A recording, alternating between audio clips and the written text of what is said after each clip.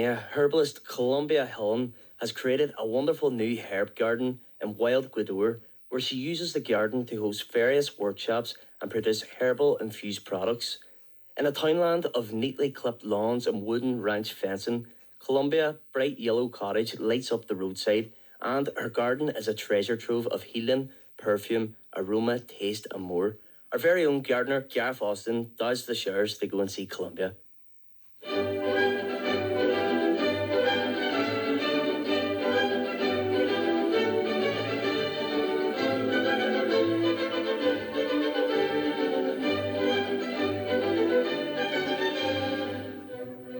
I am somewhere out and about today. I'm in the very far northwest of County Donegal to see something very different in terms of horticulture. I was very excited when I saw this listing come up on the Donegal Garden Trail as something a bit new. So, firstly, at the side of the house, we're meted with this beautiful handmade greenhouse, and we come in and there's a bit of an introduction of what we're likely to see on the left-hand side. There's different wee pots of all different types of herbs here. There's colourful banners hanging from the side of the greenhouse as well. And coming through the far door, we're into something very different in terms of horticulture and gardening. And I have with me today... Hello, how are you? My name is Columbia Hillen, and the name of the garden is Anamcara Healing Herbs Garden here in Northwest Donegal. So we are the very edge of County Donegal, aren't we? I would say so, because we can see the ocean from here, we can see the islands, we can see Gola and Ironmore from here, because we're up on the hill, on Bloody Foreland Hill. So I'm lucky because there is a little bit of a dip in such a way that allowed me to create this herbal garden. And that's the key here. So it's a herbal garden, and we think of a garden, we sometimes think of and looking at the neighbouring properties here. There's the brown picket fencing around them, the lawns cut very neat and very tidy, the tarmacam driveways. And Columbia, your garden is not that. I think it's safe to say it very much stands out. The house itself is the most spectacular of yellow and blue colour, and round about us we've got a mixture of herbs we're looking on, lots of trees, and of course lots of wild plants as well. Absolutely, and my strong belief is that there is a lot of beauty in what many people call weeds, and not only beauty, but they can offer a lot of health support.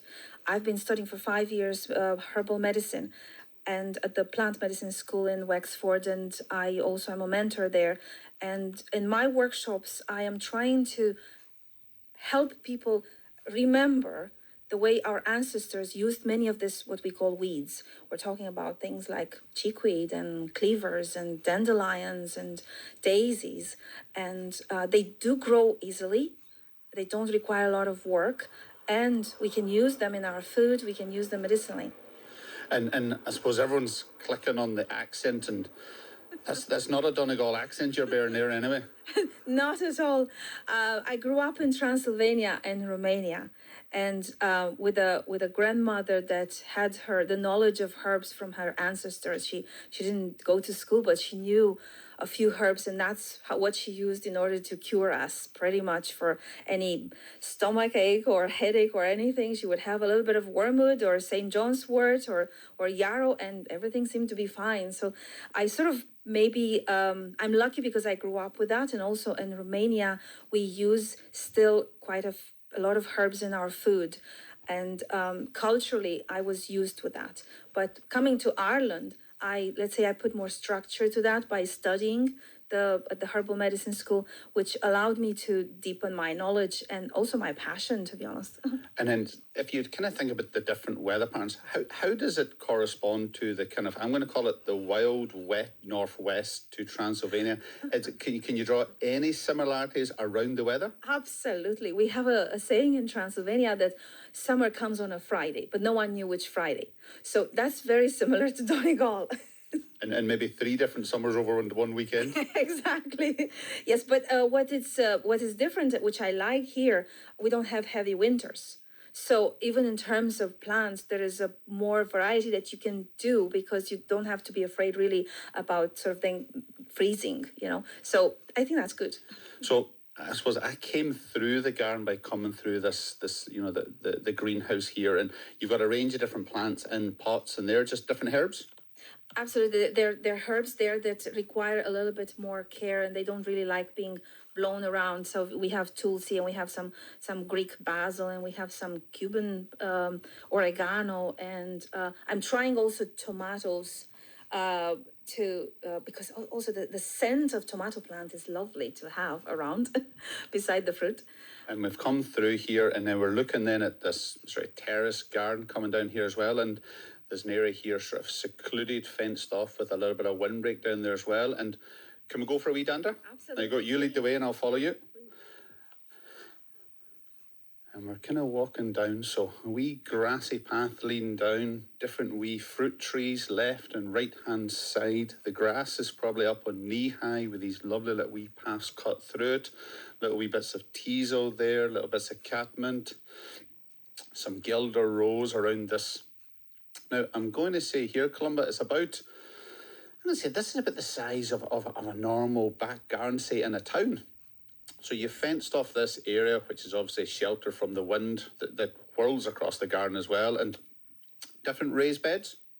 Yes, I've created this raised beds just to highlight a little bit, because there are, let's say, several aims that I am trying to achieve here. One is, of course, deepen my knowledge. So there's a difference when you work with a powder herb or a dry herb, and then see the plant growing and seeing it from baby to seed and everything. So there's a lot of knowledge there as a herbalist. And then to share all that when people come to my workshops, I do workshops in which I try to encourage people to look in their garden, to look what they can grow and also how they can use them. So, from calendula, what many people are more familiar, and the rosemaries and the fennel and the sage and the oregano, which, let's say, they're more familiar to people. But then you can go beyond that. So you would have a little bit of wormwood, you would have the valerian, and you would have some rue and myrtle, which I think in gardens is quite appreciated because of beautiful white flowers, but it's a great gentle medicine, even good for children. It's great for respiratory and urinary and nervine.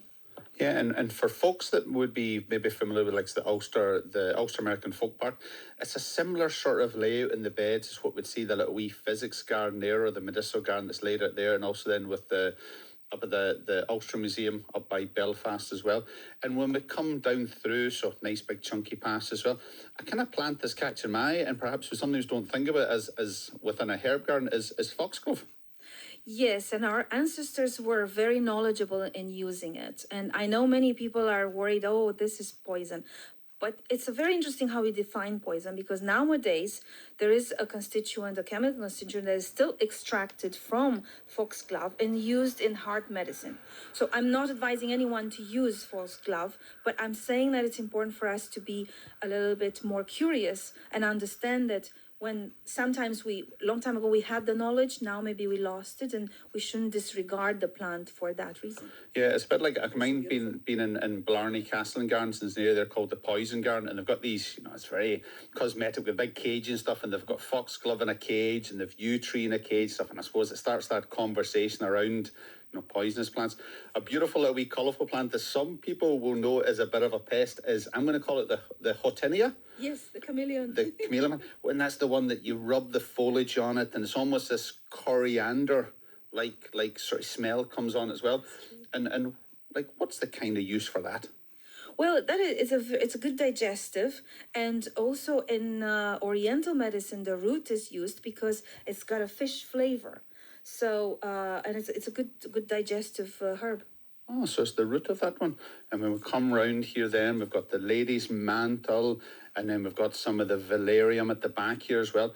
And what's really, and I don't know if this is deliberate on your own path as well, but it's actually, there's lots of different heights here. And it's not, I'm going to say, it's not just a pretty, not just a functional height, it's actually a very pretty space. You've lots of different heights here as well. Beautiful bumblebee just tickling a foxglove flower beside us as well. And bits of wood, nesting boxes, stuff around here then as well. So out of all these plants, what would you say is your favourite to work with, to use, or even what's your favourite to talk about or to give a nice story about? Wow, it's almost like a mother sort of trying to pick up a favorite child. It's very difficult because there's also a seasonal thing. So, there's I will talk about maybe something that many people might consider again a weed in the garden, which is the marsh woundwort. And this is a plant that I also made the mistake of pulling it quite a lot from my garden for quite a few years until I actually make the effort to look into it. And it's an amazing healer for skin and has been used before so much more than it is now. And now many people just are trying to get rid of it. And not only that, but it's such a beautiful flower for bees. And its actual flowers have designs and drawings on the inside, on the petals, to guide the bees to the nectar, to help them find the nectar. So it's this one here, the sort of spike-like flower comes on. It's really interesting that the stem itself is a square shape onto it as well. The leaf on it is this sort of pointed leaf comes on it as well. You could imagine that just in a nice flower garden, holding its own and providing lovely colour. Absolutely, and it's I'm not a horticulturist, but I am coming from the herbal medicine side into learning more about the actual plants, how you grow them and that. But from what I know, I think it's Stachys family. So then it would be with wood betony and the same. So wood betony is accepted in gardens. So I think we can give a chance to this other lovely one.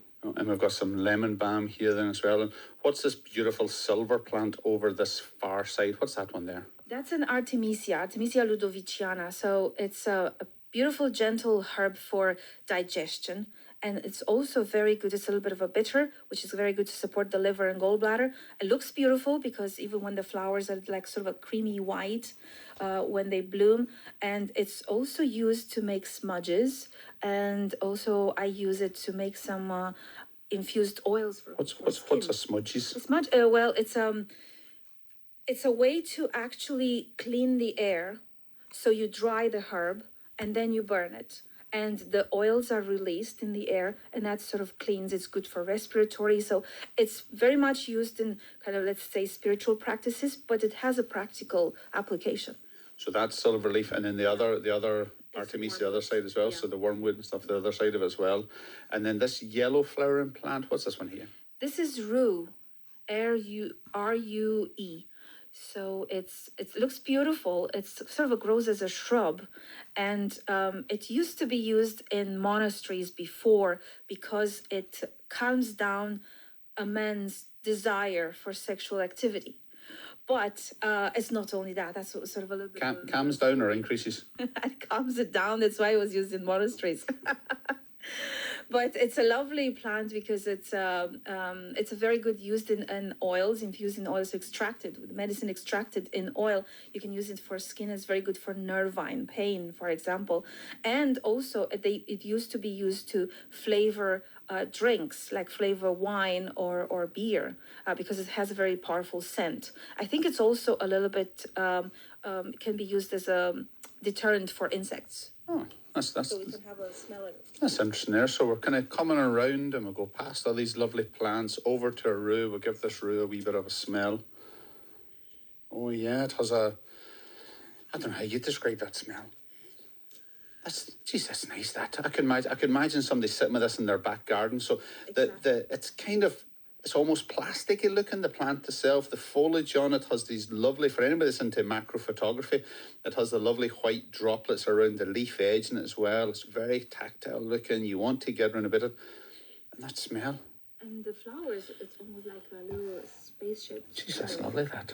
I'm sorry, I'm away myself. That's lovely. And then you're expanding outside here, so I see some more raised beds out here then as well. So you're growing more and more all the time? That's my attempt to grow vegetables. But again, I'm so passionate about weeds and other kind of plants that, for example, the chickweed started to grow in my vegetable bed, and I said, okay, you can take that bed over, no problem. And then with the nasturtium, which I don't know if you know, but they're delicious in food, the flowers and the leaves. And again, you can extract the medicine in apple cider vinegar, and it's a great support for immune system. So I let them go. No, I can see they one as well. And of course, I was very lucky to get this morning because you have a big event on happening this week? This week, yes, I'm organizing writing retreats. I have been organizing this for 12 years now here in Northwest Donegal. It's a 1 week long, and people come from different parts of the world, and they stay here in Jack Jack, and then we organize workshops. And for example, yesterday I was doing, I like to bring the plants also in the creative process. So I organize a workshop for them in which we open different senses using plants. And then by opening your perception, then you have better access to creativity. And then for folks who want to, so if someone's listening here and they think, I really want to come and see this garden, is there open days particularly to come, or how the best get in contact with you?